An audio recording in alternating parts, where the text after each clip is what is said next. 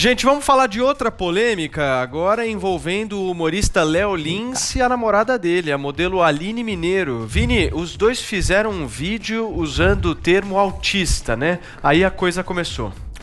Esse vídeo foi publicado pela Aline Mineiro no Instagram dela há uns 10 dias atrás. Ela acaba utilizando, o Léo Lins, né, Paulo, ele é conhecido por fazer piadas ácidas, piadas totalmente pesadas, antipoliticamente correto, mas na verdade quem utilizou este termo dessa forma acabou sendo a namorada dele, a Aline Mineiro. Eles estavam numa festa, segundo ela mesma relata nesse vídeo. O Léo estava isolado num cômodo ali da casa, e aí ela diz que por ele estar sozinho, ele estava parecendo um autista por causa disso. Vamos ver um trechinho do vídeo, depois vamos ver o que eles responderam sobre as acusações. Como todas as festas, ele é assim, ele senta, não fala nada, é um pouco autista. Ele sempre é assim, ele é uma pessoa, na vida, ele realmente é cancelado em todos os lugares e ausente. Ele vai na festa e nem percebe também, porque, né? Tá aí, então, depois desse vídeo, Paulo, tanto o Léo Lins como a namorada dele, a Aline Mineiro, acabaram sendo acusados aí, portanto, de utilizar o termo autismo de maneira pejorativa, de maneira preconceituosa, como um adjetivo também. Eles falaram nesse vídeo que eles gravaram agora pedindo desculpas, que pesquisaram muito sobre o tema, leram bastante as coisas que as pessoas acabaram mandando, de comunidades, de ONGs, de familiares que têm crianças autistas, e entenderam um pouco, né, desse transtorno de espectro autista, então todas as dificuldades de interação social, de inclusão, de exames especiais, de tratamentos, de terapias, e que realmente ali não foi a forma correta, né, de utilizar essa palavra. Então a própria Aline Mineiro diz que entende quem achou que ela falou de uma maneira desrespeitosa e infeliz, mas quem está de fora e não conhece essa causa faz a associação sem ter essa conotação de um termo pejorativo e vai achar que é algo normal, que é algo como uma brincadeira, o que foi a intenção dela. Vamos ver o que ela disse. As pessoas tinham uma visão do autismo como uma situação de ausência, uma pessoa que ficava recolhida no seu próprio mundo. E esse termo ele era empregado de uma forma leve, sem querer dizer se era bom ou ruim, só que a pessoa ela estava ali, ela estava recolhida no seu momento. É tanto que a palavra autista, ela deriva do grego autos, que significa voltar-se para dentro de si mesmo. E de forma alguma, de todo o meu coração, de forma alguma, foi de uma forma pejorativa, tá?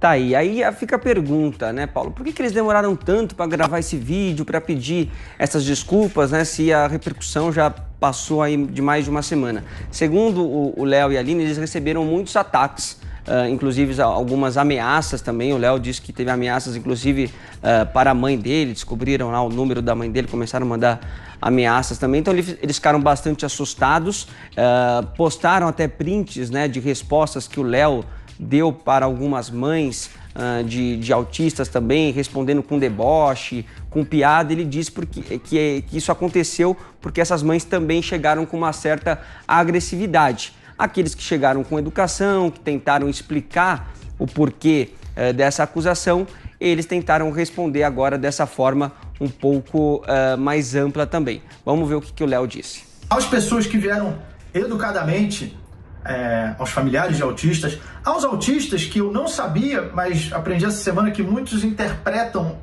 muito literalmente as coisas. Então, passar o café, eles imaginam um ferro passando o café. Então, quando leram a minha piada que foi manipulada, imagina o que não se passou na cabeça de alguns autistas. Pelo amor de Deus, não era a ideia, não era essa.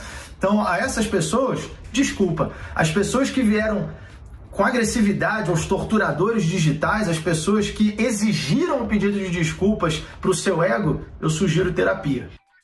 Tá, então a resposta do Léo Lins. Esse caso ganhou uma repercussão enorme, né, Paulo? Chegaram a falar até que eles poderiam estar incorrendo ali num crime por estar discriminando pessoas com deficiência, que teria uma pena estipulada aí de 1 a 3 anos de prisão. O Marcos Mion, que é pai de autista, né, apresentador Marcos Mion, também entrou na história, gravou um vídeo, né, falando algumas coisas sobre isso. Agora vem esse pedido de desculpas do Léo Lins, e ontem também o SBT, né, o Léo Lins participa do De Noite, apresentado pelo Danilo Gentili, e ontem o De Noite dedicou o programa, né, a entrevistar o programador e gamer, o Nishimura, que é autista, especialista em informática e educação, e o Léo Lins também teve a oportunidade de pedir desculpas no De Noite. Vou pedir para todo mundo ser bem objetivo aí nesse tema, porque a gente também tem outras pautas. Então vou começar pelo Adrilles, o mais objetivo da nossa bancada. Ele já ficou bravo, ele já estava... Vamos lá. Não. É um tema delicado, né? Primeiro, eu acho que a gente tem que fazer um debate interessante sobre o grau de intencionalidade de querer ofender alguém ou estigmatizar alguém ou reduzir. Pelo vídeo, é óbvio que ela não teve a intenção de estigmatizar ou ofender ou agredir alguém.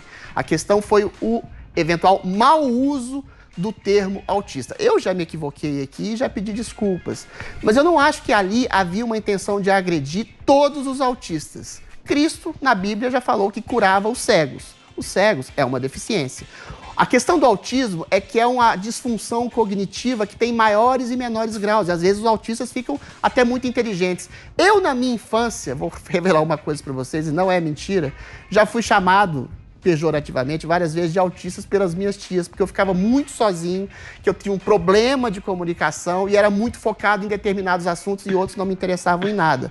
O autismo tem vários espectros, né? Vários graus. Algumas pessoas têm um problema maior de comunicação e outras menos. Agora, quando você fala um adjetivo autista, não quer dizer que você esteja ofendendo todos os autistas. E outra coisa, uma pessoa que possui um grau mais ou menos elevado de autismo, ele não é definido pela doença. O autismo é uma das milhares, milhões, bilhões de características que ele tem. Assim como uma pessoa que é cega tem outras bilhões de características. Quando alguém fala que alguém está cego para a realidade, quando alguém fala que fulano tem uma perspectiva e uma percepção esquizofrênica da realidade, ele não está necessariamente querendo ofender todos os cegos ou todos os portadores de esquizofrenia. Ele simplesmente está falando de um tipo de disfunção cognitiva ou uma deficiência física que impede alguma pessoa de fazer ou se comunicar melhor com a outra.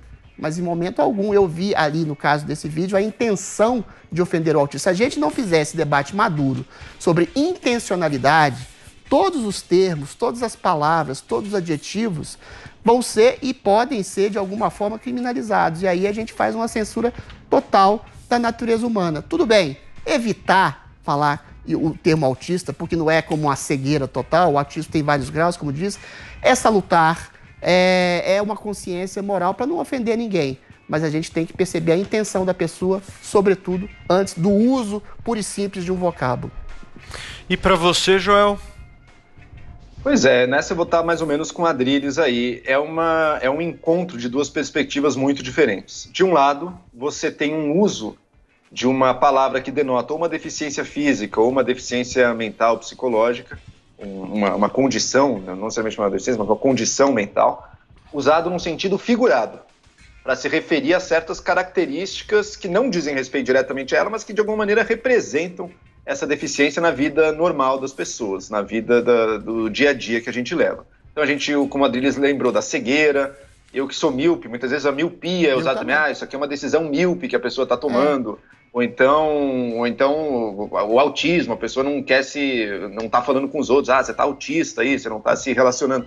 É o uso num sentido figurado desses termos que denotam condições ou deficiências físicas e mentais sem absolutamente nenhuma intenção de ofender. Isso de um lado.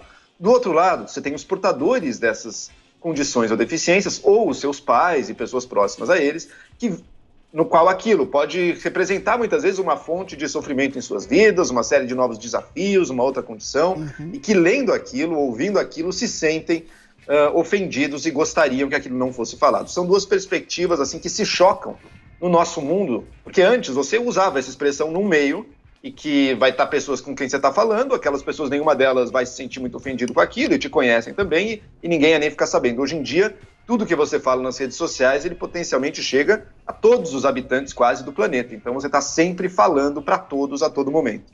Então as coisas chegam nas pessoas. Perfeito. Eu, pessoalmente, não vejo problema no uso de expressões, não vejo problema no uso da miopia. O Adrilles lembrou do caso de Jesus. Jesus fez justamente isso que a gente está falando. Ele pegou a cegueira, não só porque ele curava, mas porque ele usou como uma expressão para denotar justamente isso, para falar de uma característica moral. Olha, deixai-os, são guias cegos guiando outros cegos, ambos vão cair no buraco.